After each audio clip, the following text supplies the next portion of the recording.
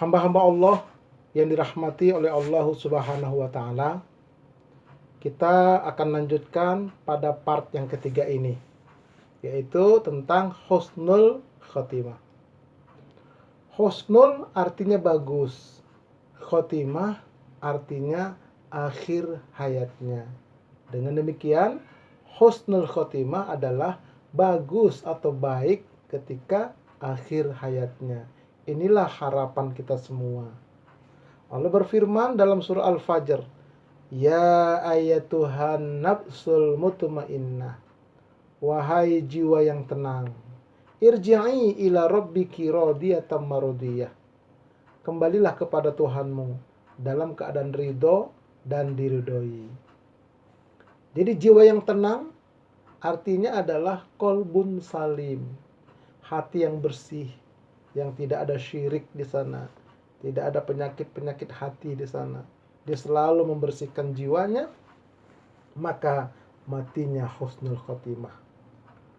Hamba-hamba Allah yang dirahmati oleh Allah Subhanahu wa Ta'ala, di dalam hadis riwayat Imam Ahmad bersumber dari Al-Bara bin Azib, beliau berkata, kami keluar bersama Nabi sallallahu alaihi wasallam dalam mengiringi jenazah seorang laki-laki dari suku Ansor, mengantarkannya ke kuburan. Walamma yulhad, dan sebelum dimasukkan ke liang lahat, agak jauh sedikit, fajalasa Rasulullah sallallahu alaihi wasallam, Nabi pun duduk di pasir itu. Wajalasna haulahu, lalu kami duduk juga mengelilingi Nabi. Wa ka'anna ala ru'usina thair, seolah-olah di kepala kami ada burung. Wa fi yadihi, dan di tangan Rasul udun, ada sebatang kayu kecil. Yankutu fil ardi, beliau tusuk-tusukkan ke pasir itu. Farafa'a ra'sahu, lalu Nabi pun mengangkat kepalanya. Faqal, Nabi bersabda, Ista'idzu billahi min azabil qabr, berlindunglah kalian kepada Allah dari azab kubur. Marrotain aw salasan, 2 kali atau 3 kali Nabi ucapkan itu.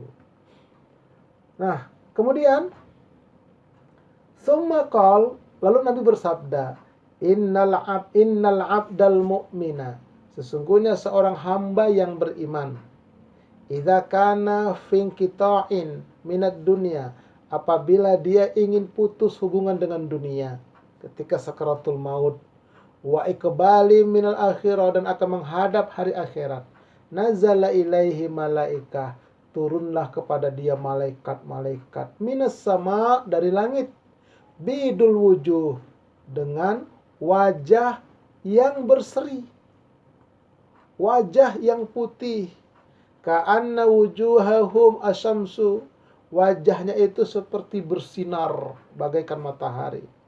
Ma'ahum, bersama malaikat-malaikat yang turun itu, kafanun min akfanil jannah, membawa kain kafan dari surga.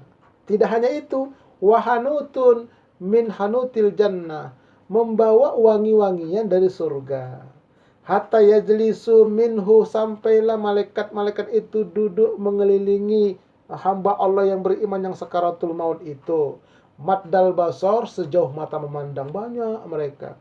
Setelah mereka berkumpul itu, summa yaji'u, lalu datanglah malakul maut, malaikal maut alaihi salam, hatta yajlisa inda ra'sihi, sampailah diduduk di dekat kepala orang yang sedang sakaratul maut. Fayaqul, lalu malaikat maut ini berkata, ayatuhan nafsut thayyibah, wahai jiwa yang baik, ukhruji, keluarlah dari jasad itu, ila maghfiratin minallahi wa ridwan, menuju ampunan dan karunia Allah. Qal fatakhruju, lalu kemudian keluarlah jiwa itu, tasilu, yang mengalir, kama tasilut qatratu min fisiko, sebagaimana tetesan air ya lewat atau tertuang dari bibir cangkir, mudah sekali. Fayakhudhuha, lalu malaikat maut itu mengambilnya. Fa'idha akhodaha, setelah diambil, dipegang jiwa itu, lam yad'uha fi yadihi, maka dia tidak membiarkan lama di tangannya, tarfata ain, hatta ya'khudhuha, sampai malaikat lain itu merebutnya, fayaj'aluha fi dzalikal kafan, lalu dimasukkan ke dalam kain kafan yang dibawa dari surga tadi. Wa fi dzalikal hanud, dan di kain kafan itu juga ada wangi-wangian dari surga tadi. Wa yakhruju minha, keluarlah dari kain kafan itu, ka'atyabi nafhati misk, yaitu apa yang keluar? Sebaik-baik harum minyak wangi, wujidat ala wajhil ardi, yang terdapat di muka bumi. Jadi kalau dia seorang hamba Allah yang beriman, kemudian ketika sakaratul mautnya mudah, jiwanya baik, dimasukkan ke dalam kain kafan yang di dalamnya ada wangi surga, harum minyak wangi dari surga, maka keluarlah dari kain kafan itu wangi yang luar biasa. Itulah orang husnul khotimah. Nah, kemudian apa amalan-amalannya agar kita mati husnul khotimah? Yang pertama, bertakwa kepada Allah. Yang kedua, beriman. Dan yang ketiga, muslim yang taat. Inilah tingkatannya. Ya, berbeda tentu nanti husnul khotimahnya. Dan istiqomah hingga menjelang nafas di tenggorokan. Jangan sampai keluar. Jangan sampai murtad. Jangan sampai melakukan dosa-dosa besar. Istiqomah dalam takwa, dalam iman, dan dalam taat sebagai seorang muslim. Nah, hamba-hamba Allah yang dirahmati oleh Allah Subhanahu wa taala. Ciri-ciri orang yang matinya husnul khotimah. Pertama, mampu dan bisa mengucapkan kalimat tahlil.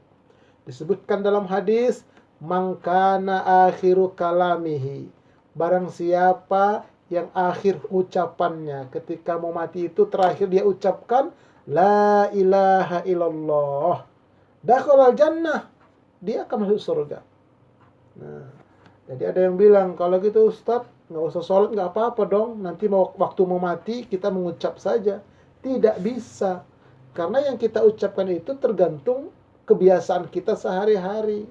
Tidak mungkin orang bisa mengucapkan la ilaha illallah kalau dia tidak merutinkan, mengistiqomahkan zikir la ilaha illallah. Istiqomah dia zikir la ilaha illallah. Seumur hidup misalnya dia pernah ucapkan sebanyak 1 miliar kali seumur hidup. Nah, itu insya Allah ketika sakaratul maut dia datang. Dia datang. Nah, karena sudah terlatih. Nah, ini ciri-ciri yang pertama ya. Kemudian yang kedua, keningnya berkeringat. Disebutkan dalam hadis, al-mu'minu, seorang mukmin itu yamutu, matinya bi'arakil jabin, dengan keringat di kening. Seperti orang makan sambal pedas, keringatan keningnya. Kayak begitulah. Bukan direkayasa, disiram air, tidak.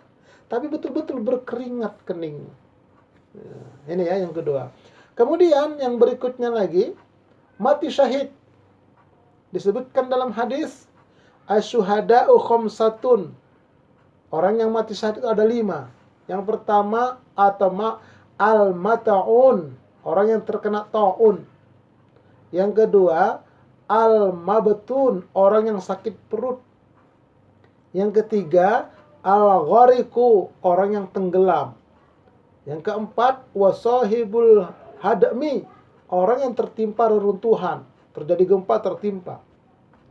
Kemudian wasyahidu fi sabilillah, orang yang mati dalam membela agama Allah. Nah, tapi dengan catatan dia orang soleh sehari-harinya. Terkena taun dia sabar, dia orang soleh. Sakit perut dia sabar, dia orang soleh. Tenggelam dia sabar, dia orang soleh. Kena tertimpa runtuhan, terjadi gempa, dia orang soleh sehari-harinya. Kalau tidak soleh tidak dapat. Nah ini mati syahid. Seperti itu. Nah kemudian membela hartanya. Dalam hadis sebutkan, mangkutila, barang siapa yang terbunuh duna malihi, ya, pada saat dia membela hartanya, fahuwa syahidun, maka dia adalah mati syahid, husnul khotimah. Ya misalnya ada maling masuk ke rumah kita bela harta kita bela jiwa kita, keluarga kita mati, maka kita matinya mati syahid, dan itu husnul khotimah. Ya, makanya kita tidak boleh lari. Ya, kita wajib membela itu. Kenapa? Syahid dia. Nah, baik. Kemudian menjaga tapal batas.